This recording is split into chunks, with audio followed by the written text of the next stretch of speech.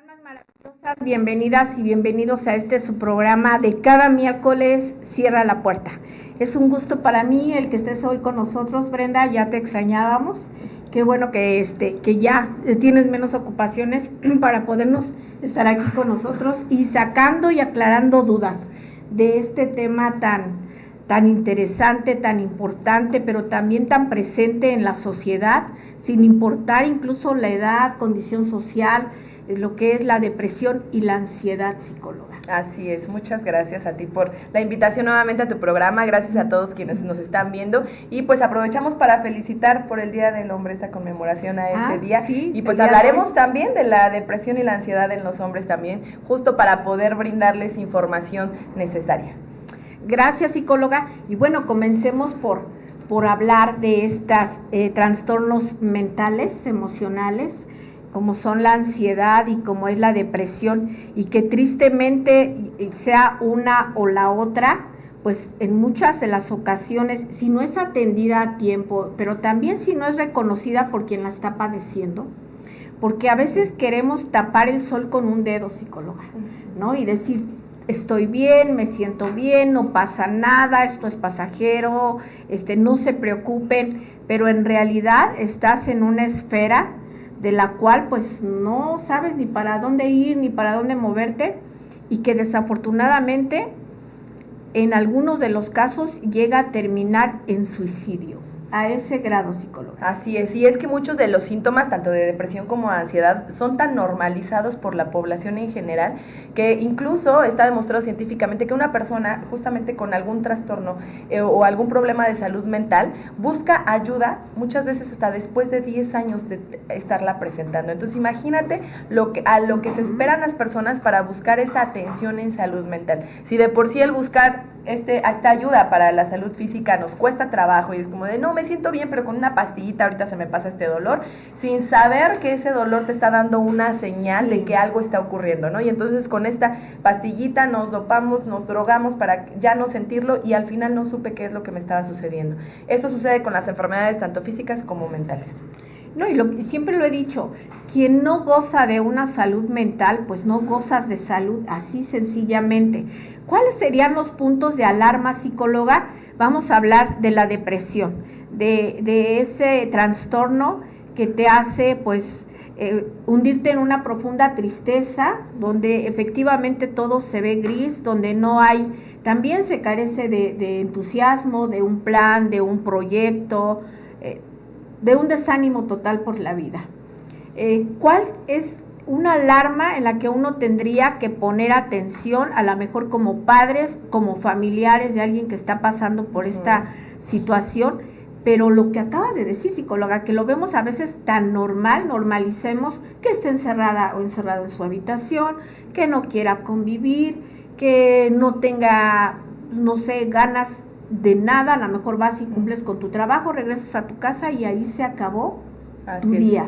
Claro, sí, justamente estos síntomas son importantes de platicarlos porque hablando de la depresión, ¿cómo nos imaginamos a una persona deprimida en general? ¿Cómo nos la imaginamos? A esa persona que está todo el tiempo triste, que está decaída, que no tiene energía para nada.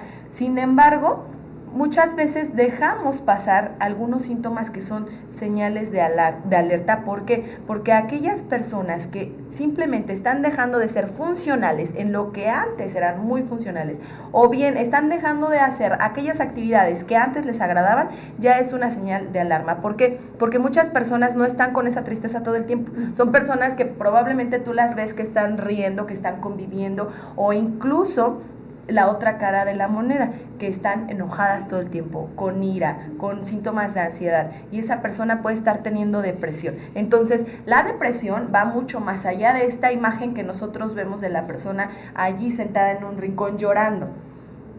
Hay muchos síntomas que incluso nosotros podemos ver que en la depresión existen síntomas de la ansiedad y en la ansiedad existen síntomas de depresión. ¿Cuáles son estos factores? Nosotros tenemos que identificar y crear un diagnóstico porque no es tan sencillo decir, bueno, tú tienes depresión. Y es que las personas también muchas veces utilizan esta palabra como algo coloquial, como una palabra normal, como es que está deprimida, estoy deprimida. Y entonces cuando nosotros decimos eso, pues probablemente no tenemos un diagnóstico como tal, y estar deprimida no significa estar triste, porque la tristeza y las emociones las vivimos todo el tiempo, porque estas emociones van a aparecer con diferentes estímulos y es normal hasta cierto punto, incluso podría ser normal por diferentes situaciones que nos pueden pasar a lo largo de la vida, que yo tenga un sentimiento de tristeza, pero ese sentimiento solamente es uno de los síntomas para un criterio diagnóstico. De acuerdo al DSM-5, que es el libro de trastornos mentales, el más actual, que nos habla sobre estos criterios de diagnóstico que tenemos que tener para poder enfocarnos. Entonces la tristeza no es solamente la depresión, hay más. También eso que comentábamos de que ya no soy funcional, si tengo que ir al trabajo, ya no desempeño mi trabajo como tendría que ser, tú bien lo mencionas, lo haces por hacerlo, no hay una motivación, no hay esas ganas de levantarse e irse a hacer las actividades que anteriormente sí te agradaban y sí te gustaban, actividades como los hobbies, eso que nosotros hacemos por mero placer o diversión, que ya los estamos dejando de hacer, aquellas personas que también dejan de convivir con otros, cuando anteriormente sí lo hacían, ¿no? Existen personas más introvertidas, pero es en una generalidad su personalidad es así, pero hay personas que suelen ser extrovertidas, muy sociales, y de repente las vemos cómo es que cambia esta dinámica en la sociedad. Y bueno, pues también estos ciclos y estos ciclos de sueño, cómo se ven alterados. También los ciclos de sueño muy profundos afectados. se ven muy afectados. Personas que antes dormían normal, duermen muy poco o ahora duermen mucho. Personas que comen o muy poco o que ahora están comiendo mucho, y que también la ansiedad nos provoca este cambio en estos dos factores, en el sueño y en la alimentación. Así es. Sí, pero fíjate también ese panorama que también resulta engañoso, Sí. ¿no? Porque lo acabas de decir, no siempre, digo, sí hay ciertas manifestaciones como la tristeza, el desinterés. Te decía yo, a lo mejor igual ya no planteas proyectos ni a corto ni a mediano plazo, ya no hay, ¿no? Ya no existe. Pero también estas enfermedades, estos trastornos, pues son engañosos, porque igual y puedes ver a una persona que está normal, que se desenvuelve, por decir, de alguna forma natural, normal, pero que en realidad la está pasando mal. Ahora bien, se dice, ¿no? Y tenemos esa idea que cuando estás mal, se ve y se siente. Sí. ¿Qué tan cierto puede ser, psicóloga? Sí, claro, no solamente es un factor de conducta el que nosotros podemos identificar tanto con la depresión como con la ansiedad. Tienen que ver también factores fisiológicos, es decir, cómo se está sintiendo nuestro cuerpo. Para la depresión, por ejemplo, existe el dolor físico, un cansancio excesivo, esta necesidad de tomar pastillas para sentirnos mejor, para aliviar el dolor físico, y que no deriva de alguna otra enfermedad biológica. Entonces, tiene que ver con esto, porque nuestro cerebro trabaja en funcionamiento a nuestra vida normal, y entonces nuestro cerebro empieza a generar cambios. Hay ciertas áreas de nuestro cerebro que en una depresión como tal se deprimen, algunas otras áreas que su funcionamiento es más excesivo. Te voy a poner un ejemplo. Algunas áreas de nuestro cerebro que cuando hay depresión baja su funcionamiento, podría ser la corteza prefrontal. Esta corteza prefrontal, que es la encargada de que nosotros tomemos decisiones, de que tengamos un razonamiento analítico, la capacidad para discernir. Entonces, cuando nosotros estamos en depresión, cuando alguien se encuentra en depresión, tiene menor capacidad para tomar una decisión, que antes lo que era facilísimo para él realizar, ahora le cuesta mucho trabajo. No por nada, los alumnas con depresión tienden a un bajo rendimiento escolar, porque la capacidad de razonamiento se ve disminuido, se porque a una incertidumbre. Claro, entonces no tienen esta capacidad de atención normal, de aprendizaje, y también en áreas como el hipocampo, que es el encargado de nuestra expresión emocional. Entonces por eso es que nuestro estado de ánimo baja muchísimo y sentimos esta tristeza constantemente. Para un criterio de depresión tendríamos que también considerar el tiempo. Estos síntomas tienen que permanecer durante cierto tiempo, e incluso pueden ser semanas, meses, o podrían ser hasta años, ¿no? Pero probablemente si esta tristeza ha perdurado por muchos años, probablemente estemos hablando de una distimia, que es un tipo de depresión con el cual la persona, pues a veces tú le preguntas, ¿desde cuándo te sientes triste? Ni siquiera se acuerda porque se ha sentido triste toda su vida. Entonces, vienen aquí también algunos tipos de depresión, pero hablando de la depresión en general, esto es lo que sucede a nivel cerebral. Sucede que ciertos neurotransmisores, como la serotonina, que está encargada de hacernos sentir bien, de hacernos sentir alegres, esta serotonina baja esta secreción, y entonces no logramos generar la suficiente serotonina para que nuestras neuronas se conecten y darle esa información de la alegría, por ejemplo, ¿no? Otras partes que se ven ahora con un mayor funcionamiento probablemente puede ser la amígdala, esta parte de nuestro cerebro, una parte del sistema límbico que se encarga justamente de la expresión emocional, y por eso es que las personas con depresión tienden a llorar mucho, tienden a ser muy agresivos, a esta ira en ellos se va elevando, son irritables, son muy irritables. Así es. Entonces, vemos cómo todo nuestro cerebro, nuestro sistema límbico y ciertas partes de nuestro cerebro se ven afectadas y su funcionamiento va a variar con la depresión. Esto es muy importante comentarlo porque muchas veces pensamos que la depresión viene de un solo factor, pero hay que tener en cuenta que la depresión viene de multifactores y también de la misma forma hay que atenderla. De una forma, pues en donde nosotros podamos acudir con un médico, con un psiquiatra, con un terapeuta, con un psicólogo, porque no es solamente un factor el que se ve afectado. Así es, entonces tendríamos que tener bien claro esto, porque muchas personas incluso no les sucedió nada a nivel socioemocional, no sucedió nada en su vida que haya generado este cambio, pero su cerebro probablemente tenga algunas circunstancias que estén degradando este funcionamiento y probablemente pueda ser una depresión con un origen biológico.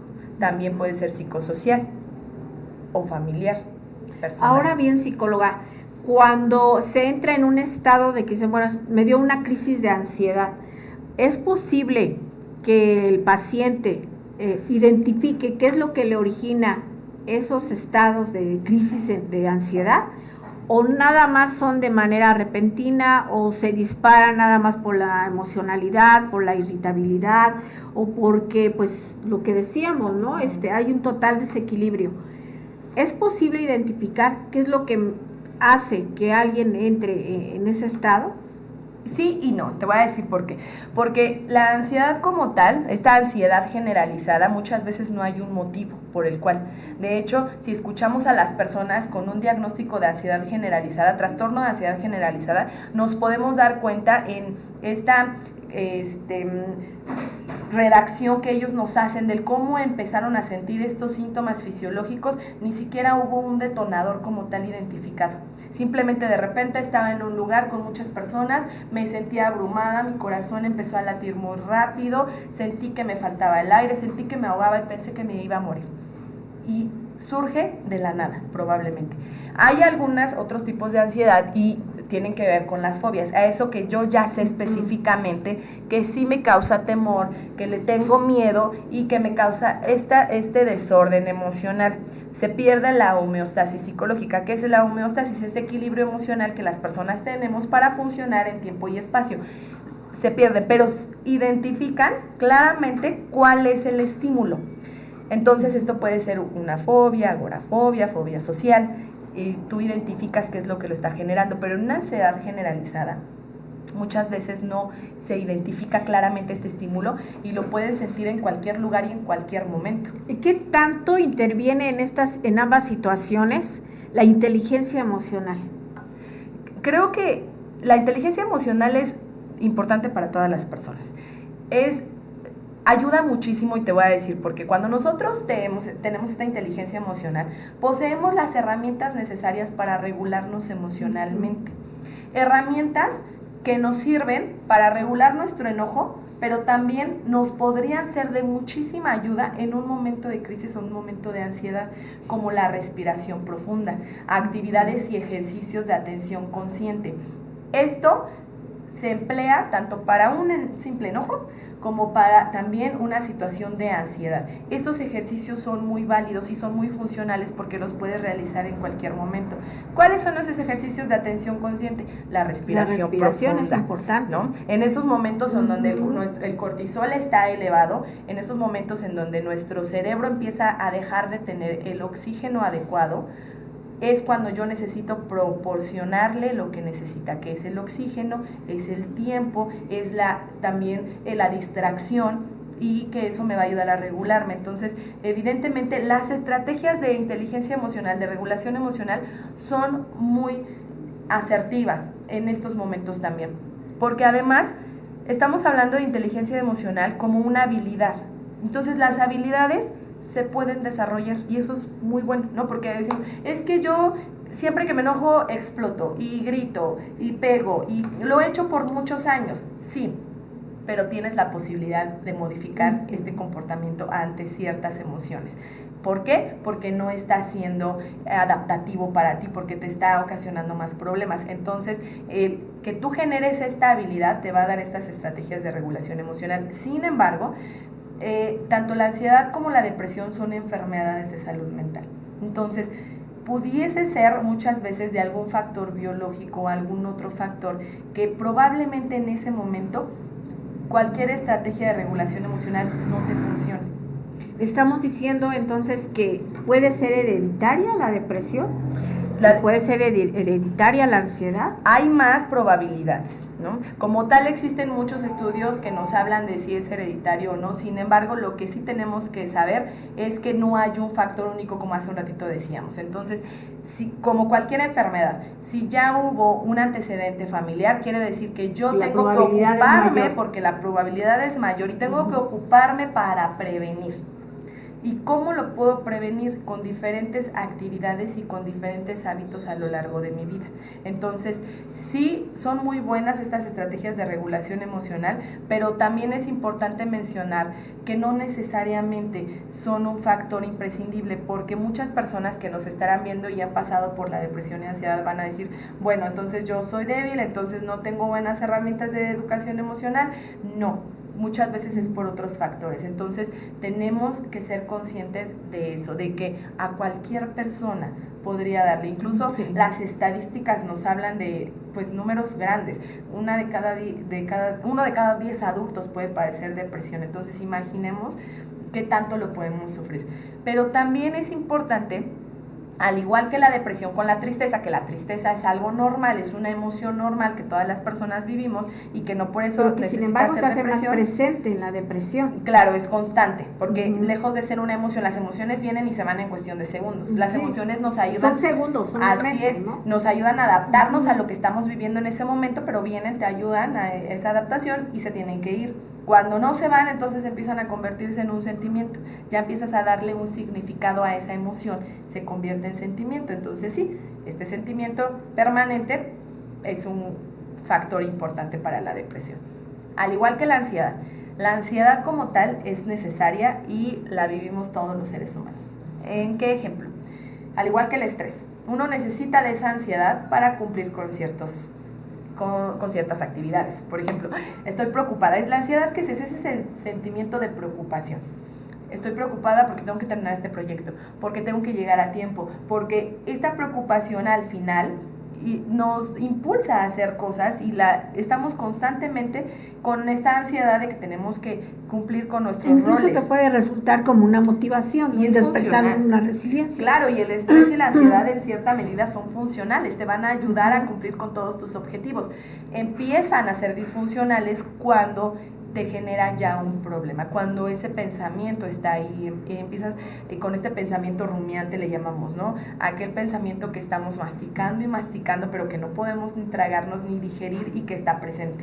Entonces, pero también psicóloga, a pesar de todas las circunstancias que se viven, creo yo, siento, y ya lo estuvimos platicando, pero siento que también no es que no seamos capaces, no es que no se pueda, pero habrá quienes se empeñan, psicóloga, en estar, no sé, constantemente con la ansiedad o el enojo. como que te refieres como que lo hacen que como a lo con mejor toda la igual ya intención. lo hacen, a lo mejor hasta de manera pues cotidiana o habitual, o a lo mejor porque saben que puedes lograr algo, que puedes conseguir algo. Bueno, pero entonces ya no Porque estaríamos entonces, hablando de ansiedad. Porque en algún momento dices, Sí. ok, se sufrió de ansiedad y ya está regulado, está controlado, está atendido, puede que se vuelva después como una manera de chantaje. Claro, bueno, eso Que ahí evidentemente ya pasa sale mucho. totalmente ya de... Sí, decía mi abuelita, se te va la tifoidea, pero se te va la tifo y te queda la idea, ¿no? Efectivamente, pues sí, hay muchas personas que sí pudieran tener este comportamiento, pero también hay que ser conscientes de que hay una preocupación y que puede también derivarse un estrés postraumático de algo que fue traumático para nosotros. Después tú generas y tienes ya esos miedos de que vuelva a suceder. Entonces, como puedes ser consciente de esa mentira de que estoy teniendo algunos síntomas, pero también como puedes no serlo. Entonces muchas personas se sienten en ese miedo constante de cómo se siente su cuerpo, y es que si escuchamos a las personas que nos explican cómo es que se siente la ansiedad, sienten que se van a morir, sienten que no hay oportunidades, que no hay salidas, y tanto con la ansiedad como con la depresión, la ideación suicida es latente. Es latente porque no hay una salida, porque se sienten mal físicamente, mentalmente y también socialmente. En todas las esferas en las que nos podemos desenvolver existe un malestar. Entonces, imaginemos que la persona siente que no va a salir de ese hoyo oscuro en donde está y que se va a sentir así por el resto de su vida, y que con este programa puedan saber aquellas personas que han sentido estos síntomas que es curable. ¿Qué tanta disposición has notado de personas que sufren de ansiedad o de depresión, que estén realmente dispuestas a continuar con el tratamiento, a continuar también con lo que se le pide, que ejercicios de respiración, actividades, a lo mejor no comer tanto dulce, comer almendras, nueces, un vasito de agua antes de dormir, situaciones así? ¿Qué tanta has notado, psicóloga, que los pacientes están dispuestos a llevar a cabo lo que se les pide? Porque digo, sí, hay pacientes que, pero al pie del cañón, pero también hay pacientes que es que precisamente por la situación de la depresión o la ansiedad, o se me olvidó, o no me dieron ganas, o no quise.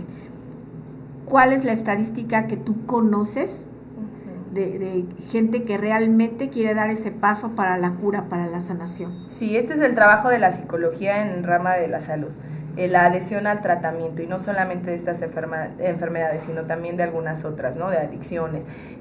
La adhesión al tratamiento depende de cada persona. Hay quienes sí pueden llevar ese tratamiento, y también tiene que ver mucho con las redes de apoyo que tienen para llevarlo a cabo. Y eso ayuda muchísimo, las redes de apoyo, porque al final, en estos momentos de una enfermedad, las personas muchas veces pueden lidiar con ella gracias a quienes tienen a su lado. Porque las personas con depresión y ansiedad muchas veces suelen ser un tanto agresivas, un tanto irritables, como mencionábamos. Entonces las personas a su alrededor se van alejando, porque además vemos que tratan de ayudarlos, y ellos no se dejan ayudar. Y no es porque quieran, volvemos a lo mismo, el cerebro de esa persona en ese momento no tiene la capacidad de analizar, de comprender, de reconocer, como en cualquier otro momento de su vida lo habría hecho, ¿no? Y entonces nosotros estamos pensando que es que está enojado, es que no quiere ser ayudado. Sin embargo, no puede ser ayudado en ese momento, no tiene las posibilidades de verse, porque además una persona con depresión se habla mal a sí misma. Es decir, soy un inútil, no puedo con esto, no voy a salir. Todos esos pensamientos negativos hacia su persona existen, lo que genera que cuando otra persona te hable a ti, tú vas a sentir que también te está atacando. Por más que te diga algo por tu bien o porque sabe que te puede ayudar, la persona con depresión lo toma como un ataque, como que me está ofendiendo, entonces no es capaz, así es, no me estás señalando, no me entiendes. No me entiendes, claro, entonces es prácticamente muy difícil que la persona quiera recibir el apoyo, porque en ese momento siente que todo el mundo está en su contra. Ahora bien, psicóloga, esa es la parte donde estamos hablando del que sufre de la ansiedad y la depresión, pero ¿qué consejo puedes darle a los familiares? porque ya lo has dicho y es muy cierto, la red de apoyo tiene mucho que ver, la historia de vida tiene mucho que ver, las personas de las que te rodeas juegan el papel muy importante para que un paciente pueda salir de la depresión como de la ansiedad. Pero ¿qué consejo le puedes dar a estas personas que están lidiando con alguien que está pasando por esto? Porque en realidad es muy cierto, es muy complicado, se torna difícil. Y a veces hasta el acompañante es quien quiere tirar la toalla porque dices, es que no puedo, es que si te dije del medicamento, si te dije de los ejercicios de respiración, si te dije sal a caminar, o ya tienes cierto diagnóstico que ya sea el psicólogo o el psiquiatra te han dado y no se quiere seguir, pues es verdad, o sea, las personas terminan desesperándose. ¿Qué podríamos hacer ahí? Yo sugiero muchísimo el que primero mantenernos informados, porque el que tú sepas probablemente no tanto de dónde vino esa depresión, pero qué significa, qué es lo que está sintiendo mi paciente, qué es lo que está pasando mi familiar, y darme una idea a través de la información clara y verídica de lo que es la depresión, no solamente de eso que escuchamos de las demás personas, porque decíamos en un principio, la depresión la hemos nombrado en muchísimos lugares y en muchos momentos y no lo es. Entonces, tener información primero de qué es lo que le está pasando a mi familiar para así poder entender y comprender, porque eso nos va a generar un poco de empatía, que a veces la perdemos en ese momento por las situaciones que se están viviendo en el contexto familiar, pero generar esa empatía primero a través de la información. El segundo, los cuidadores también pueden llegar a padecer ciertas situaciones, sobre todo aquel cuidador que está más tiempo con la persona enferma, hablando de cualquier enfermedad. Claro. Entonces, tener esos cuidados y también tener esa atención hacia los cuidadores, porque son a veces los más desgastados cuidando a una persona con alguna enfermedad física además, y de salud mental. Considero, psicóloga, que también sería pues de gran ayuda que ese cuidador también acudiera con el psicólogo precisamente para llevar y saber cuál es la forma de la cual puede apoyar a su familiar, a su amigo, a quien esté padeciendo esta situación de alteración mental y emocional, porque efectivamente siento que no podría ser posible que alguien se cure al 100% o pueda salir de estos hoyos emocionales cuando tiene al lado alguien que no sabe cómo manejar la situación.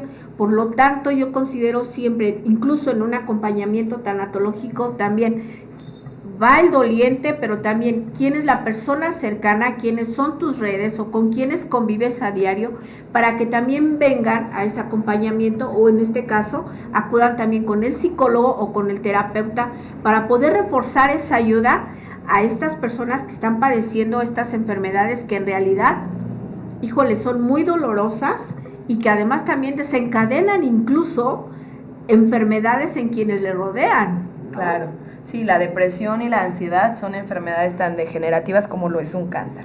Entonces, cuando nosotros hablamos justamente de esta educación emocional es para poder prevenir estas enfermedades, porque sí, efectivamente, las consecuencias son iguales que una depresión, que una enfermedad tan degenerativa como lo es el cáncer o la diabetes.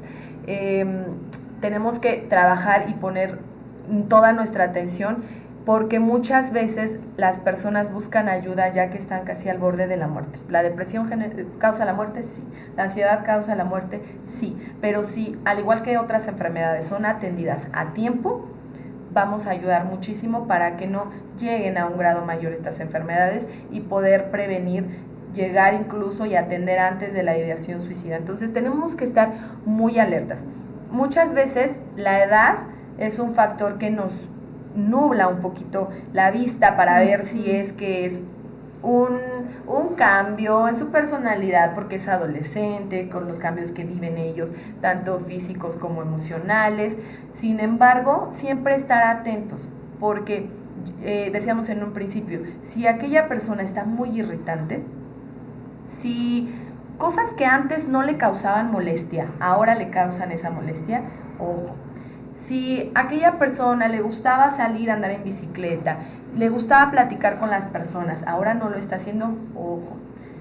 Cuando nosotros hablamos con personas que han perdido a un familiar por el suicidio, te dicen, sí detectaba estas señales, sí lo veía, sí llegó a comentar que incluso quería lo morirse. anunció en algún momento. Lo anunció. El 80% de las personas que se suicidan lo dijeron de alguna forma, ya sea en de una mil red lenguajes, social, en siempre un mensaje, hubo una manera de expresar, en una imagen. Entonces, el 80% quiere decir que casi todas las personas, y vamos, tal vez ese 20% lo hizo, pero no lo identificamos, el mensaje como tal, lo dicen. Entonces, cuando una persona ya está verbalizando esta ideación suicida, e incluso puede ser con un comentario de, ay, me gustaría no haber nacido, ya está pero imaginando. que además, psicóloga, fíjate que a pesar de que de 1000 lenguajes el paciente o quien ya se encuentra con la decisión latente de quererse quitar la vida, ocurre, psicóloga, o dime si me equivoco, que resulta complicada la ayuda, porque ya cuando tienen esa idea,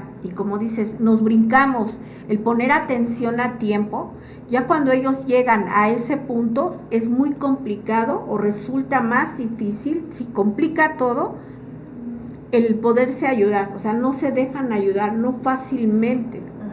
Así es, no fácilmente se dejan ayudar. Por eso es que hay toda una red institucional y de salud pública justamente para apoyar en estas situaciones y atender las situaciones de suicidio, de depresión y ansiedad. Porque una persona no va a ser suficiente para este apoyo. Va a tener que tener esta red de apoyo grande, ya sean profesionales, familiares, amigos, quienes estén a su alrededor, para poder brindarle la ayuda. ¿Cuáles serían los primeros auxilios psicológicos ante una persona que en este momento se te presentara con una crisis de ansiedad? Bueno, tú como profesional es muy diferente a alguien que no es profesional. Estás con un familiar, con un amigo, y en ese momento tiene una crisis de ansiedad. ¿Cuáles serían esa ¿qué es lo que tendría yo que hacer? La guía, ¿no? La guía, por decir, ¿no? Sí. ¿Cuáles serían esos primeros auxilios que podría yo dar? Así es, esto es muy importante porque, y qué bueno que lo mencionas, probablemente yo no soy un profesional de la salud y me encuentro con una situación así, porque estas situaciones aparecen en cualquier lugar, en cualquier momento y con cualquier persona. Entonces, estos primeros auxilios psicológicos justo le brindan la posibilidad a cualquier persona de poder brindar el apoyo necesario ante una situación emergente. Si alguien llega y me dice, ya no quiero vivir, estaría mejor si estuviera muerta, o alguna situación o algunos síntomas de la ansiedad, como el de no puedo respirar bien, siento que me desmayo, quiero correr, que me voy a morir, creo que me voy a morir, quiero huir. Lo primero que tenemos que hacer es presentarnos con la persona. Mira, yo soy tal persona, aunque ya te conozca. Porque recordemos que en ese momento la realidad. Sí, porque recordemos que en ese momento toda esta homeostasis está perdida, ¿no? Se desequilibra todo lo emocional. Entonces, tengo que presentarme, mira, yo soy Brenda, estoy aquí para ayudarte. ¿En qué te puedo ayudar? Porque a veces damos por hecho que sabemos cómo le podemos ayudar a la persona. Entonces, lo más viable es, ¿en qué te puedo ayudar? ¿Te puedo ayudar en algo? Y muchas veces, si no puedo ayudar en algo, la compañía es indispensable. Permanecer con la persona hasta que un profesional de la salud llegue y pueda atenderlo, pero permanecer ahí. Yo no puedo dejar a una persona que tiene una ideación suicida en ese momento, ni que tiene una crisis de ansiedad. ¿Por qué? Porque su vida corre riesgo, y porque aunque tú lo veas que ya después de unos minutitos o unas horas ya se calmó, ¿qué crees? Puede regresar esta misma situación. Entonces, una vez que ya está la persona con alguien especialista, bueno, yo ya puedo retirarme, pero lo primero que tengo que hacer es hacerle preguntas directas, tan directas como, ¿en este momento estás pensando en suicidarte? Y es una pregunta que tú dices, sí, no quiero hacérsela a nadie porque también no quiero saber la respuesta, ¿no? Y si la respuesta es sí, aquí estoy para acompañarte. Probablemente en ese momento yo no pueda cambiar esa ideación o ese pensamiento que ya tiene la persona, pero sí puedo acompañar. Baje un poco la euforia de ese momento. Las personas desde el momento en el que lo platican, en el que te están diciendo cómo se sienten, empieza esta regulación emocional. Desde el momento en el que incluso identifican el cómo se están sintiendo, y para eso tú le vas a ayudar, porque muchas veces la persona se encuentra tan dispersa que no sabe, no percibe su cuerpo, lo que siente, qué es lo que le está pasando. Entonces tú con esas preguntas puedes irlo aterrizando para que empiece a identificar lo que está sucediendo en su cuerpo. Entonces, sí, la persona con solo hablarlo va a empezar a regularse emocionalmente y la compañía es necesaria. Recordemos que en ambas situaciones la persona corre riesgo a lastimarse o a morir o a alguna otra situación. O a lastimar incluso o a lastimar a quien se alguien. encuentre ahí alrededor, no se pierde tanto en ese momento, vamos a llamarle la conciencia, que o puede atentar en contra de su vida o puede atentar en contra de cualquier persona que se encuentre ahí, si es que no se enfrenta a la persona, ¿no? Sí. Lo que decías, y creo que lo más natural es efectivamente ponerte frente a esa persona y si puedes tomarla de las manos, tomarle los brazos, hablarle por su nombre, así como que sentarla y decirle, a ver, tranquila o tranquilo, ¿qué te está pasando? Aquí estoy, ¿en qué te puedo ayudar? Lejos del reproche, porque si llega a ocurrir que a la mejor psicóloga en esos momentos pareciera fácil, ¿no? Pero a lo mejor ya quienes, pues de alguna forma como profesionales sabemos lo que tenemos que hacer, es muy diferente a alguien que en ese momento vea que alguien, un familiar está en una crisis, pues igual y no le hace caso, o igual y corre, o igual y ahí te dejo porque ya vas a comenzar, ¿no? Y que son situaciones de alerta donde efectivamente se debe de poner toda la atención y enfrentarlo, incluso lo que decía, mirarlo de frente a la persona, ponernos a su nivel, sí. Tomarlo de los brazos, sin lastimar, sin jalonear, porque lo que menos quiere esa persona es sentirse agredida. Lo que quiere y lo que necesita es como sentirse acompañada en ese momento de crisis, en ese momento de inestabilidad emocional. Ahora bien, psicóloga, estos factores como tales, ya lo decías, es muy diferente cuando se presenta en un adolescente, en un adulto, como en una persona de la tercera edad. Ambas tienen su complicidad.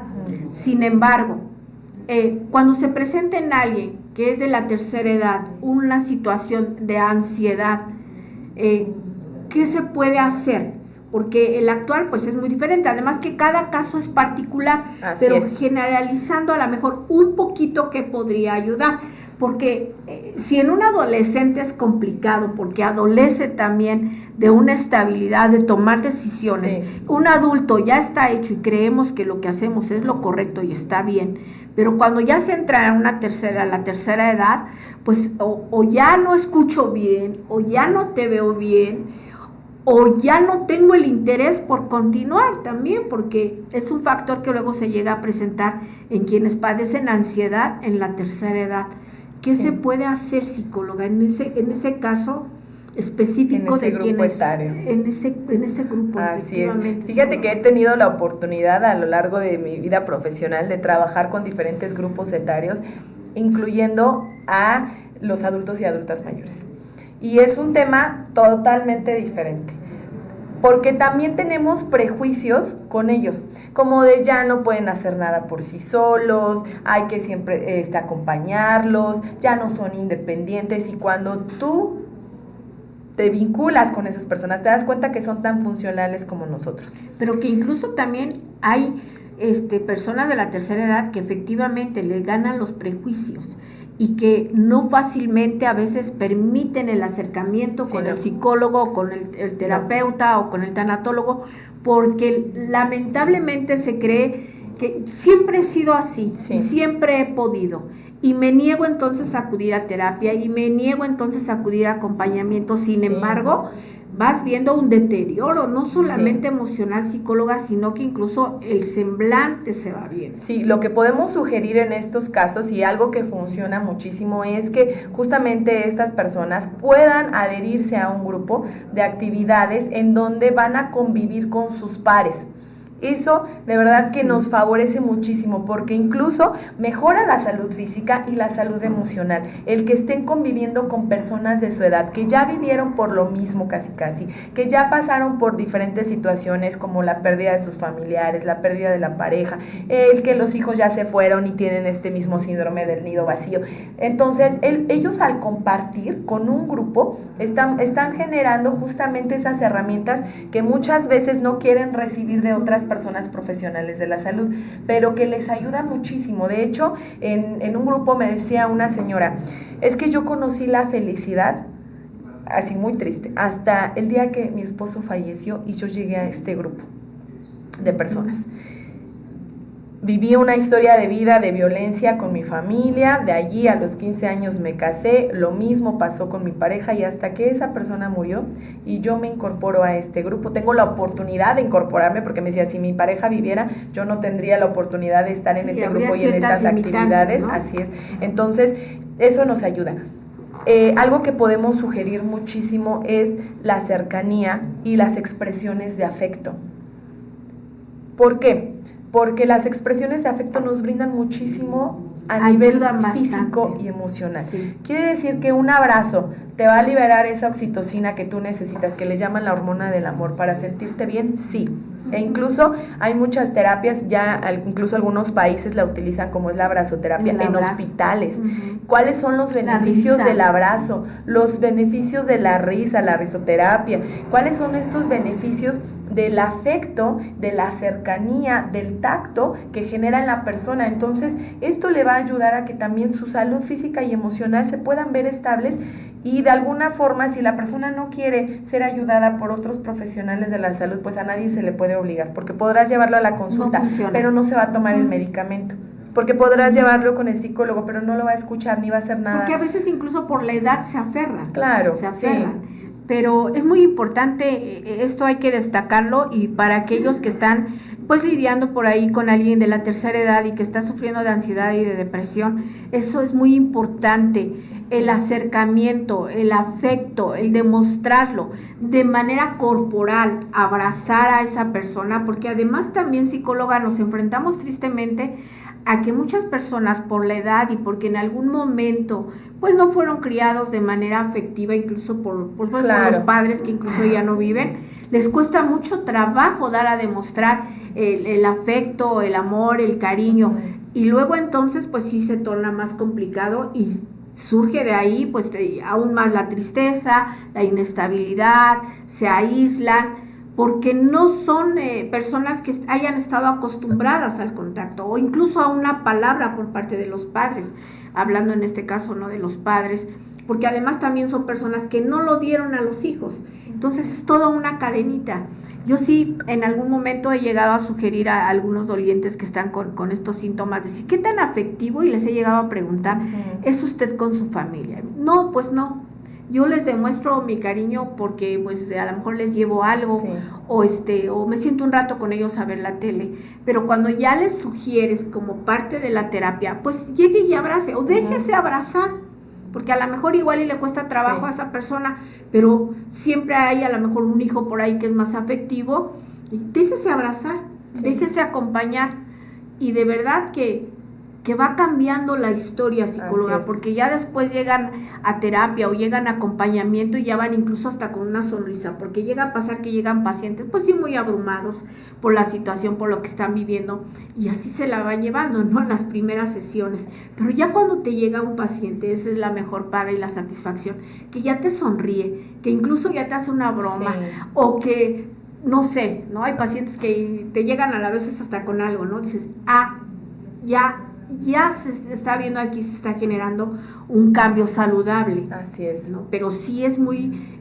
pues complicado tratar estos asuntos y poner la atención, porque son muy diferentes en un adolescente, en un adulto y en alguien de la tercera edad. Y en todos los casos y en todas las edades, mantener estos espacios recreativos con la familia, con los amigos, porque incluso no solamente en la atención, también en la prevención. Si hoy estamos aquí es porque también podemos prevenir muchísimo. ¿Con cuáles estrategias? Puede ser la primera, siempre buscar la ayuda profesional. Esa es la primera instancia. Aquí estamos para brindar información, para ver si me siento identificado con estos síntomas o tal vez alguien de mi familia los tiene. Sin embargo, es importante una valoración, tanto antes que tú. Así es, como psiquiátrica, también de un terapeuta, y acompañarnos de lo más que se pueda.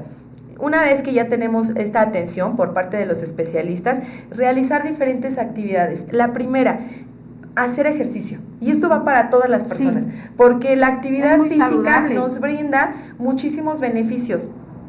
¿Por qué? Te libera endorfinas. Estas endorfinas son estas hormonas que nos hacen sentirnos bien, que nos hacen sentir mejor. Las podemos liberar tanto con el ejercicio físico, con el sexo, con diferentes actividades que nos generan estas endorfinas y son fenomenales, ¿no? Tanto en la prevención como en la atención. Yo sé que muchas personas con una depresión o con una ansiedad se van a rehusar a hacerlo, no encuentran esa energía para realizarlo, pero podemos empezar de poco a poco.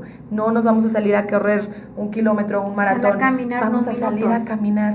Vamos, es más, no le vas a decir vamos a ir a hacer ejercicio, vente, acompáñame a la tienda, vente, vamos a traer el pan, pero vamos a ir caminando, vamos a sacar al perro. Sí. Actividades en donde no les cueste tanto trabajo esta energía física, pero que al final lo están haciendo, y poco a poco ir generando este incremento gradual de las actividades físicas. Qué mejor que podamos realizar siempre un deporte o tener alguna actividad artística o cultural que nos ayude también a distraer nuestra mente. Muchas situaciones de depresión y ansiedad generan estos pensamientos negativos constantes. Entonces, el que nosotros podamos, en la medida de lo posible, distraernos de estos pensamientos, alejarnos, ocupar nuestra mente en algo diferente, va a ser de mucha ayuda. Y además, lejos de aislarse también, ¿no? Hacerse a un lado la familia y dejar al enfermo ahí solo, que solucione, porque además como ya va a terapia o porque ya va a acompañamiento, pues ahí ella o él sabrá. No, hay que incorporarlo, hacerlo parte de tener ese acercamiento, hacer, no sé, juegos de mesa, ver una película, vamos a la tienda, lo que decías, vamos a sacar al perro a pasear, no sé, vamos a misa, dependiendo, de poco en poco ir viendo la manera de incorporarlo, porque además en ambas situaciones, tanto en la depresión como en la ansiedad, se aíslan, se alejan de la familia y lo peor, que la familia llega a aceptar, ¿no? Porque déjalo, está enojado, déjalo, ya va a comenzar, ay, no la soporto o no lo soporto. No, todo lo contrario. Dicen que el amor es una muy buena cura para todo, y sí lo es.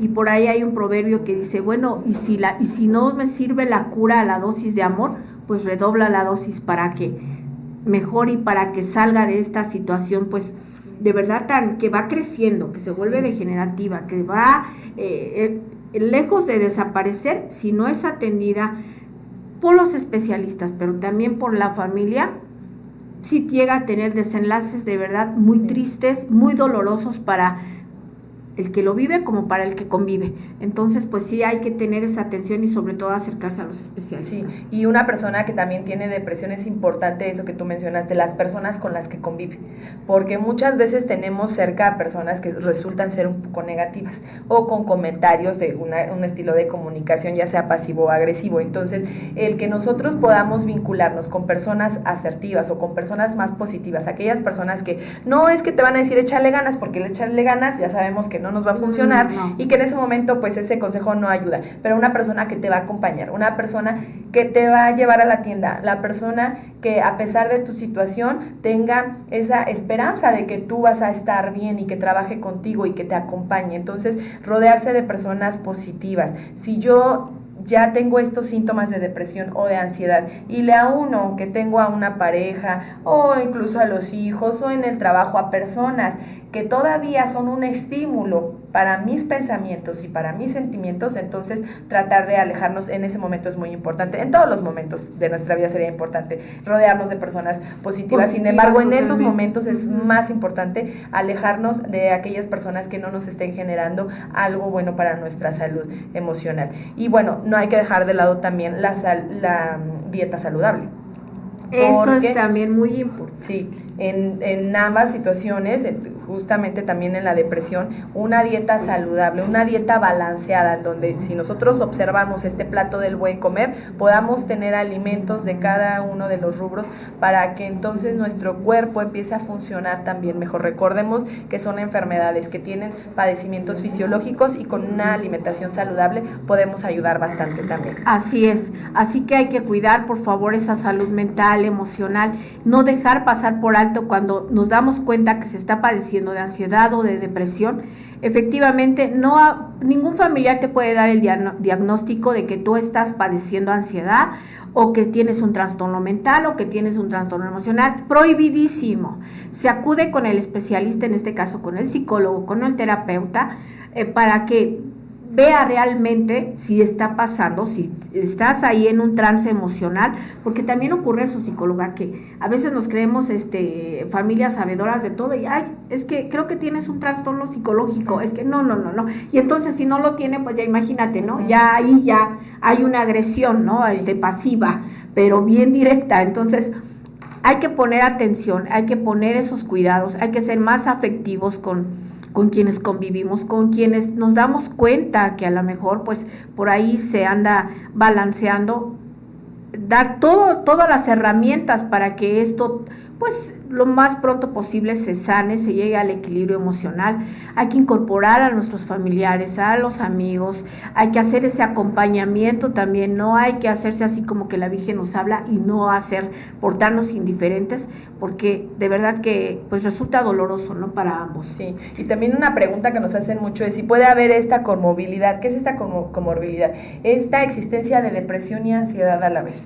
Y la respuesta es sí. Aproximadamente el 25% de las personas que padecen depresión pueden padecer ansiedad. Entonces, las estadísticas nos hablan de que es bastante común, por lo que te decía, porque con la depresión puedes tener los síntomas de ansiedad y viceversa, pueden aparecer las dos al mismo tiempo. Entonces, si ya estoy detectando que me preocupo demasiado, es una preocupación excesiva que no me deja ser funcional, que ya ahora tengo que revisar que la puerta esté cerrada 3-4 veces, que yo tengo ya estos pensamientos constantes de que me voy a morir, situaciones en donde mi cuerpo, mis manos sudan, mi corazón late muy rápido, pero también por otro lado tengo estos momentos y estos episodios de depresión.